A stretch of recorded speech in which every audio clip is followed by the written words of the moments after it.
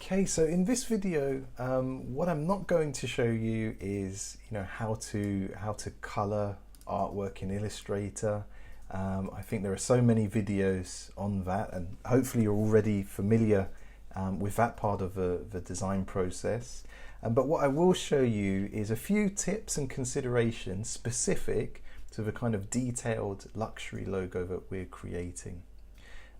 So let's do this together, and let's assume we've created this very attractive mock-up in Photoshop using the PSD that I've given you a link to download, or perhaps you've used one of the other mock-ups. So whichever you prefer, the idea is to create this very detailed rendered piece for your own portfolio so that you can show it off. But of course, you'll always need to create a vector file for a client that they can use. Because what if, although this may look great, as a hero picture on their website, what happens when they need to have it printed on a t-shirt and they ask you to supply that file? Well, you need to make sure they've got a clean vector. And at the moment, this isn't a clean vector. And that's because if I place a layer behind, just to aid us in working on this, we have all these elements of white, and it's very simple. We just need to subtract anything that's white. We need to delete that to erase it from the design. So I'll show you a technique that makes short work of this. First of all, we need to select, excluding that background I've just added, the entire brand mark, and we need to outline it. And the shortcut for this is Command-Shift-O. So obviously don't do this if you're still not 100% sure, or if your client, for example, hadn't signed off on the text for this secondary tagline. Then keep things live. But if you're able to, if you're at that final stage, outline the text. And you can see that's now outlined, it's not live. So I'm going to select again, and we want to use the shape builder tool. I find this is the easiest way to complete this stage. Now before we do that, you might notice at the moment as I hover over the pattern, it is highlighting paths, but it appears it's not selected. And the reason is if we go into this to isolate it, it's still comprised of a fill, which is white, and a stroke. So we need to break this apart. Now first I'd suggest simply remove the fill. So you've got a button to do that here, or the shortcut is a /, and that's taken the fill away, but we don't want a live stroke here. So we need to go to Object and then Expand. And with both options ticked, expand that so that you now have this outlined artwork for your pattern. If we come out of isolation mode by clicking Escape, we've got just one more job to do, which is the same on this M. But if we simply remove the stroke, well, then we lose that negative area we wanted to create around the outside. And this is where the shape builder comes in. So again, making sure everything's selected. Let's do that a sensible way. The shortcut for shape builder is Shift-M. Now you'll notice as you hover over different portions of the artwork,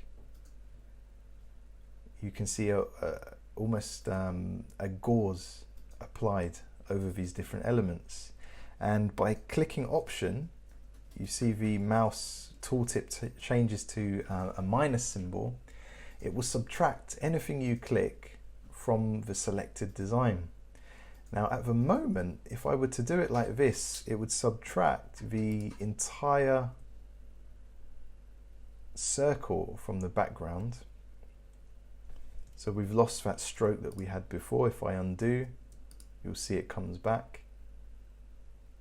So you've got to take great care with this tool to make sure the correct shapes are isolated. Now what we're going to have to do is almost inject this brand mark, the M, inside the circle and then make our subtraction. So it gets a little bit complicated, but I'll show you the best way to do it. So first, I'm going to need to outline this key line that's going around the edge, because at the moment, the shape builder can't do anything to a stroke. It has to be outlined filled shapes. So with that key line selected, Object, Expand, and now if I select the M and use the shape builder, you can see it accepts that. It's not accepting the stroke around the M, and again that's because it's not been expanded yet. It's using a live stroke. So the first time you learn this is a little tedious and you think, what on earth's going on here? But this can save you a lot of headache, and that's why I'm just spending some time showing you these techniques. So we want to go to Object, Expand Appearance, and that's done it. That's now given a solid feel to the white areas around our M. If we now shift and add to the selection our key line around the edge, and again Shift M for the shape builder, if I zoom in for you, you can now see we've got the ability to add these portions to a shape, or what we're looking at doing is delete them. So holding Option, you can click and drag and it completely erases that overlapped area, and that's the desired effect.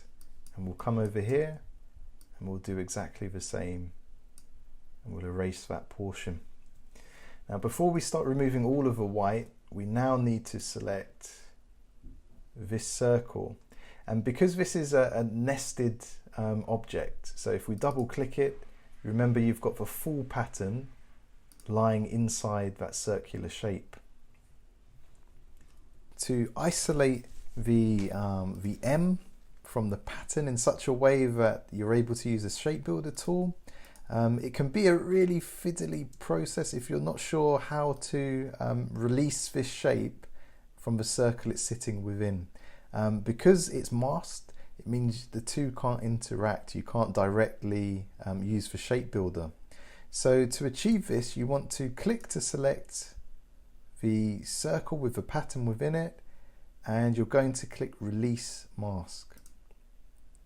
Now you may think that's ruined it. We've now got these little bits sticking out of the edge, but what we're going to do without clicking anything else, just immediately enter the shape builder tool.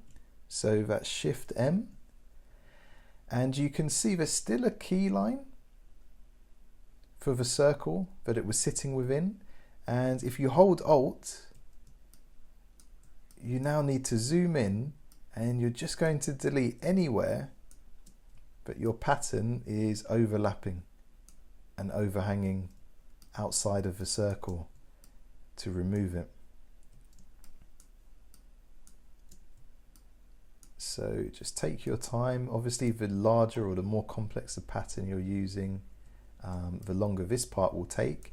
And if there's an easier technique, by all means use that, but I've found this is the fastest way. This little bit here, I spoke about this earlier. If there's just a little blob that might look like a mistake on the design, I just go ahead and remove that entirely. So every part of this pattern that we decide to keep, we want it to look deliberate. And zoom out, deselect, and there we have it. So now finally we can select the M, shift click to select the pattern, and if you zoom in and use the shape builder tool, Shift M, you'll see you're able to delete away these areas where the white negative space we've created around the M intersects with the pattern. Now this is the most time consuming part, I think, of the entire process. Spend 10 to 20 minutes doing this. Make sure you're nice and precise, and spend as long as needed to get the desired result. But work your way around and just keep deleting these sections away. So you're in the shape builder tool, you're holding down Alt to make sure it's subtracting, and we're just deleting anything that's white. You may also, when you see them appear like this, want to delete away these areas of negative space, and as mentioned, something like this, there's just a little bit of a pattern peeking through, I'll delete that. So let's jump ahead to one I finished off earlier, and I've gone in and I've carefully tried to remove everything, and just to show you how easy it would be to miss a spot, I've left a few little areas that still need cleaning up. So there's a little piece of white that was sticking out there, and there's another one here, and you've just really got to go in, zoom right the way in, and be as precise as you can. But once you're happy, let's delete the background away, it's well worth the time spent. And obviously I've just done this to demonstrate. You would keep the positioning of your logo type underneath, but the advantage is this is a vector and it's completely filled, so you can now change the color and perform any kind of color work you wanted on this. And importantly, you're able to deliver this as a file to your client, and because it's a vector, this could be used to cut a shape out of a t-shirt or have this engraved, all the kind of things your clients are going to want to do to this piece of artwork. So, you know, make sure you spend the time cutting this out, making sure you're providing a vector, not just the bitmark graphic. And that's it. Those are really the finishing touches you need to place on your logo.